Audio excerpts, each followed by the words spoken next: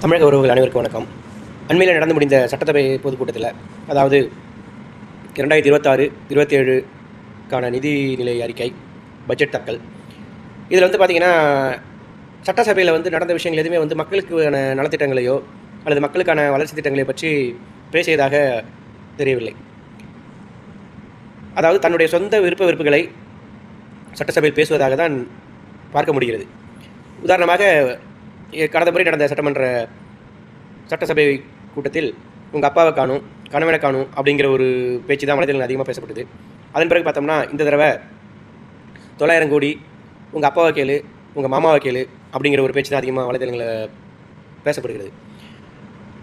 ஆனால் எனக்கு தெரிஞ்ச வரை சட்டமன்றங்கிறது வந்து ஒரு மக்களுடைய, அதாவது மாநிலத்தின் வளர்ச்சிக்காகவும் மாநிலத்தில் இருக்கும் மக்களின் வளர்ச்சிக்காகவும் திட்டங்களை பற்றிய ஒரு தெளிவான விவாத மேடையாக தான் நான் பார்க்குறேன்.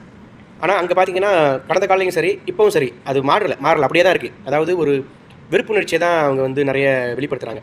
இப்போ இதனால் என்ன ஆகுதுன்னா, அந்த காலத்தில் அது பேசு பொருள் ஆகவில்லை அதிகமாக. என்ன காரணம் அப்படின்னா, அன்றைக்கி வந்து நிறைய கைபேசி இல்லை, மக்கள் பார்த்தா செய்தி வானொலியில் தான் பார்க்கணும், இல்லை செய்தித்தாள்கள் தான் பார்க்கணும். ஆனால் இப்போ அப்படி இல்லை, இப்போ கைபேசியில் எல்லோரும் பார்த்துக்கலாம். அப்படி இருக்கும் பொழுது தயவுசெய்து ஆளுங்கட்சி தலைவரும் சரி எதிர்கட்சி தலைவரும் சரி உங்களுடைய உறுப்பினர்கிட்ட தெளிவாக ஒரு தீர்மானத்தை நிறைவேற்றி, தவறான, அதாவது விருப்புணர்வு பற்றி பேசாமல் ஒரு முக்கிய மக்களுக்கான சட்டங்களையும் மக்களுக்கான ஒரு நிலத்திட்டங்களையும் பற்றி ஆக்கப்பூர்வமாக விவாதம் செய்தால் நன்றாக இருக்கும் என்று ஒரு தீர்மானத்தை நிறைவேற்றுங்க.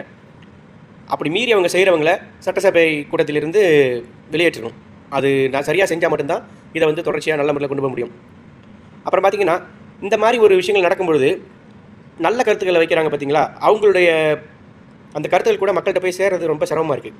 இப்போ உதாரணம் சொல்லணும்னா, இந்த தடவை வந்து சட்டசபையில் பேசினதில் நான் பார்த்த காணொலியில் வச்சு பார்க்கும்பொழுது ஒரு சிறப்பான கருத்து அப்படிங்கிறது பார்த்திங்கன்னா, பாமக சட்டமன்ற உறுப்பினரான சௌமியா அன்புமணி அவர்களின் கருத்து மிக சிறப்பானது இருந்தது.